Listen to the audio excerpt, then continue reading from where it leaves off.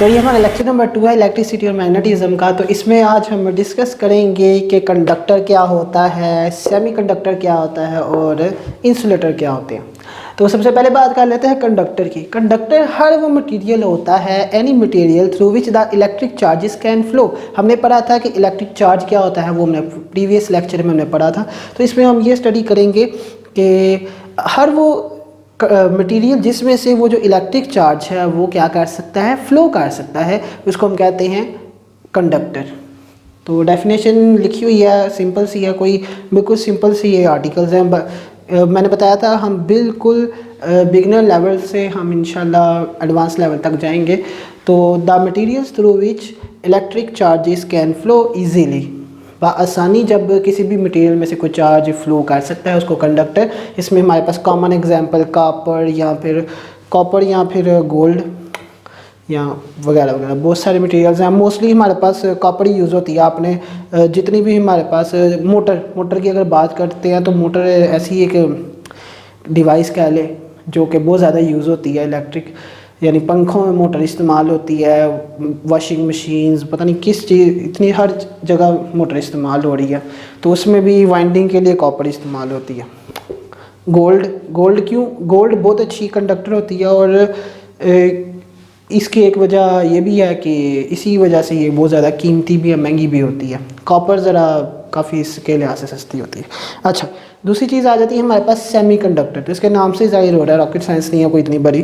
तो the partial conductors are called semiconductor, यानी ये कंडक्टर्स हैं लेकिन कह ले इतने नाकस कंडक्टर हैं कि इसमें करंट तो गुजर सकती है लेकिन वो बहुत उस तरह नहीं गुजर सकती, बासानी नहीं गुजर सकती जिस तरह कंडक्टर में से गुजर सकती है। ठीक है, इसमें हमारे पास आ जाता है सिलिकॉन आ जाता है, जर्मेनियम आ जाता है। नेक्स्ट हमारे पास आ जाता है इंसुलेटर। इंसुलेटर क्या होते हैं? वो मटेरियल होते हैं जिसमें से तो बिल्कुल ही जो चार्ज है ना हमारा वो गुजर नहीं सकता, वो पास नहीं कर सकता।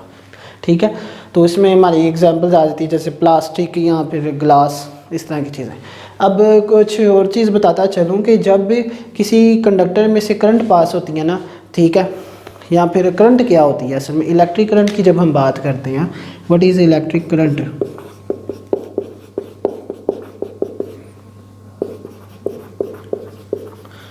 अब हमने बात की है फ्लो ऑफ चार्जेस की। ठीक है, तो जब भी किसी कंडक्टर में से चार्जेस फ्लो करते हैं, किसी भी मटेरियल में से चार्जेस जब फ्लो करते हैं तो वो कि उसको हम कहते हैं इलेक्ट्रिक करंट कहते हैं। तो इलेक्ट्रिक करंट क्या है असल में? Flow of charge.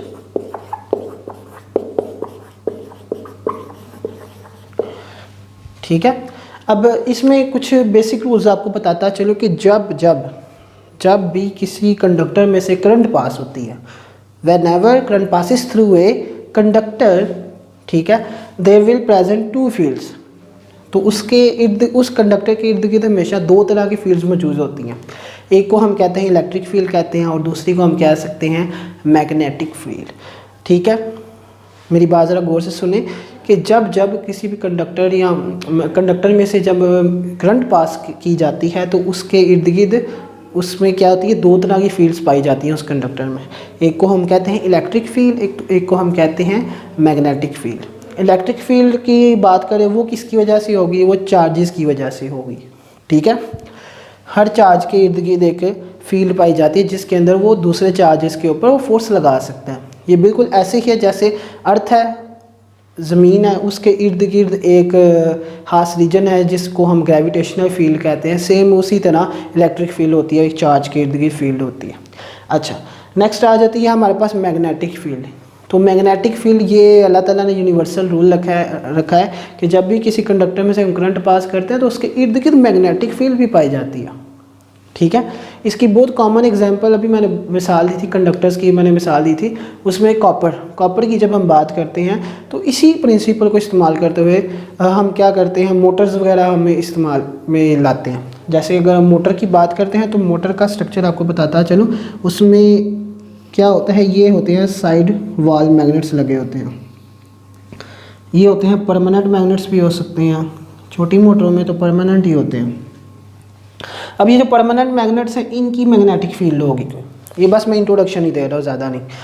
अब इसके अंदर परमानेंट मैग्नेट्स के अंदर एक कॉइल होता है इस तरह, और ये कॉइल, ये जो एक्सिस है ना, इसके गिर्द रोटेट कर सकता है। अब वो रोटेट कर सकता है। अब क्या किया जाता है, जब इसको हम सप्लाई करते हैं ना बिजली के साथ, जब हम इसको पावर सप्लाई के साथ जोड़ते हैं तो इसमें से करंट पास होती है। इसमें से करंट जब पास होती है तो इसके इर्द गिर्द मैग्नेटिक फील्ड होती है। अब ये मैग्नेटिक फील्ड जब इसके साथ इंटरेक्ट करती है तो उस वजह से क्या होता है, इसको पुल मिलता है और पुश मिलता है। यानी एक साइड से ये ऐसे जाती है तो इसको इधर से धक्का मिल रहा है, इस साइड से इसको पुल मिल रहा है, यानी इस साइड से उसको खींच रहा है, इस साइड से इसको धक्का दे रहा है और ये इस तरह मूव करती है। तो ये प्रिंसिपल को इस्तेमाल करते हुए, इसी तरह जब हम जनरेटर, और ये तो था कि जब हम करंट फ्लो करवाते हैं तो मैग्नेटिक फील्ड हासिल होती है। इसी तरह जब हम इसका रिवर्स करते हैं, अब आपने सोचा है कि बिजली किस तरह पैदा की जाती है, वो भी यही सीन होता है कि बिल्कुल सेम टू सेम यही चीज़। आप एक मोटर को लें, उसके साथ एक एलईडी को जोड़ दें, बैटरी को ना जोड़ें, अब क्या किसी बल्ब को जोड़ दें, तो क्या होगा, उसको जब आप मोटर को बहुत तेज़ी से जब घुमाते हैं तो वो क्या होता है, जब भी किसी मैग्नेटिक फील्ड के अंदर कोई हम कंडक्टर को मूव करवाते हैं तो ये अल्लाह ताला ने हसीयत रखी है कुदरती तौर पर ही कि वो चार्जेस उस मटेरियल के अंदर फ्लो करना शुरू कर देते हैं। और फ्लो ऑफ करंट क्या होता है, और फ्लो ऑफ इलेक्ट्रिक चार्ज क्या होता है, करंट होती है। तो इसी तरह जनरेटर में भी यही चीज़ होती है, इंजन मोटर को घुमाता है, उसको हम टरबाइन कह सकते हैं। टरबाइन में जब हम बात करते हैं, विंड मिल में बात करते हैं, तो उसमें वो फ़ैन लगे होते हैं, वो भी मोटर को ही असल में घुमाते हैं। इसी तरह वो टरबाइंस होते हैं या डैम वगैरह में लगे होते हैं, वो उसमें क्या होता है, वो पानी को ऊंचाई से गिराते हैं, उसकी फोर्स की वजह से आगे लगा होता है व्हील, तो वो क्या करता है, पानी उसको घुमाता है और उसकी मैकेनिकल एनर्जी को वजह से ना वो कॉइल पीछे लगाए होते हैं उन्होंने, वो भी असल में मोटर, सेम स्ट्रक्चर यही होता है, ठीक है। तो वो जब वो कॉइल घूमती है उस मैग्नेटिक फील्ड के अंदर, तो उसके अंदर क्या होता है, वो चार्जेस फ्लो करना शुरू कर जाते हैं और flow of charges call current. तो इस तरह ये इस्तेमाल होती है। ये छोटा सा इंट्रोडक्शन था, तो इंशाल्लाह मिलते हैं नेक्स्ट लेक्चर में, तब तक के लिए अल्लाह हाफिज़।